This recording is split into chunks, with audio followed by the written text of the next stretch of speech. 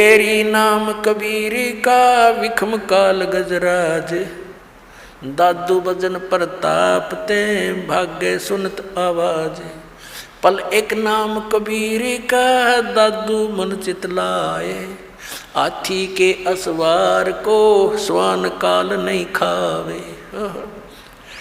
अब देखो कैसी उपमा दी है मालिक की शरण में आए प्राणी को, कि जैसे हाथी। अब हाथी की दूसरी उपमात्मक तरीके से कैसे बताया है कि जो कबीर परमेश्वर जी की शरण में आ गया,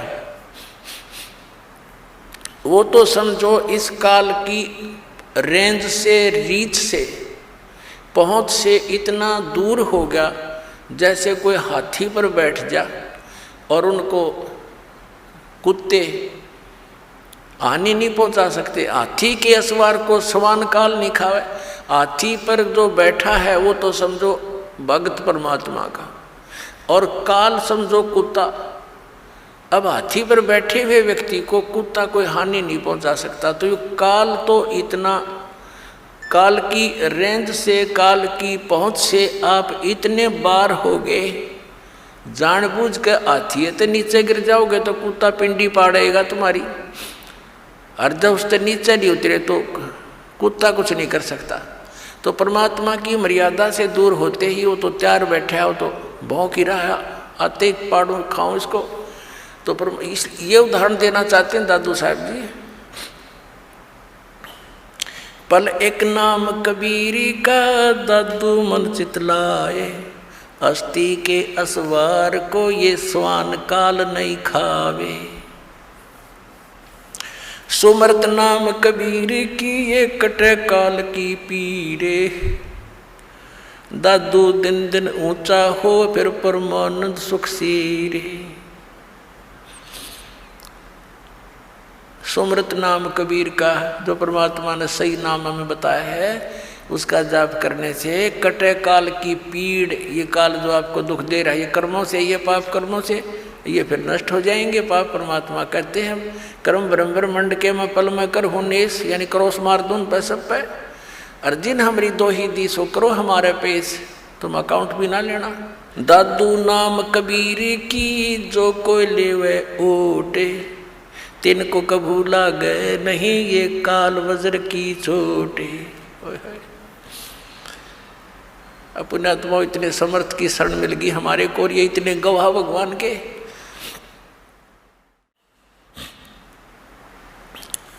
कि दादू साहब कह रहे हैं कि कबीर साहब के सच्चे नाम की विधिवत जो ओट ले लेगा, उसकी शरण में आ जाएगा, उनको कबू लागे नहीं ये काल वज्र की चोट। ये काल जैसे आप देखते हो दुर्घटना में, जब तक आपका नाम ठीक है, कनेक्शन जुड़ा है, तो आपको शरण है, आपको प्रोटेक्शन है परमात्मा की, कवच आपके ऊपर है, काल का कोई अटैक नहीं लगेगा, कोई कर्म का दंड आप पर असर नहीं करेगा।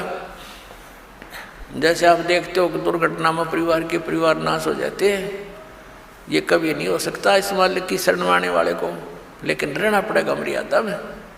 अब देखो कैसी तुलना करते हैं परमात्मा की। दादू नाम कबीर की जय कोई लेवे ओटे, तिनको कबू लागे नहीं ये काल वज्र की चोट। काल का वज्र, ये परमाणु भी, मिसाइल भी निष्क्रिय हो जाएगी जो काल छोड़ता ऊपर तक।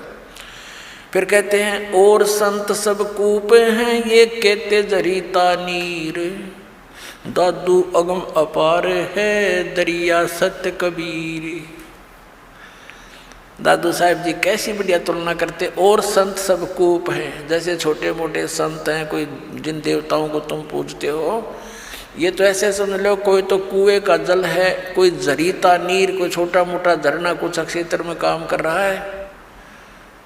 और दादू अगम अपार है ये दरिया सत कबीर। दरिया, परमात्मा को तो दरिया जानो, और दरियाओं में भी उत्तम जल वाली दरिया, वो कभी उसका जल समाप्त ही नहीं होता। और अन्य जो छोटे मोटे चमत्कार अन्य भी बता देते हैं, वहाँ से मुझे ये लाभ हो गया, वहाँ से ये लाभ हो गया। कहते और संत सब कूप हैं, कुएं हैं, वो केवल जल ही ग्रहण करा सकते हैं, खेत सिंचाई में काम नहीं दे सकते। फिर पानी से काम चले, खेती भी करनी पड़ेगी, उसकी भी आवश्यकता पूर्ति हो, तभी जीवन पूरा सफल हो। तो यहाँ कहते हैं और संत सब कूप हैं, कहते जरीता नीर, झरने से हैं छोटे मोटे काम चला रहे हैं। और दादू अगम अपार है ये दरिया सत कबीर, यानी यहाँ भी आपने सुखी रखेगा जैसा यहाँ का सुख है, और फिर सतलोक लेके जाएगा, सारे काम सारेगा।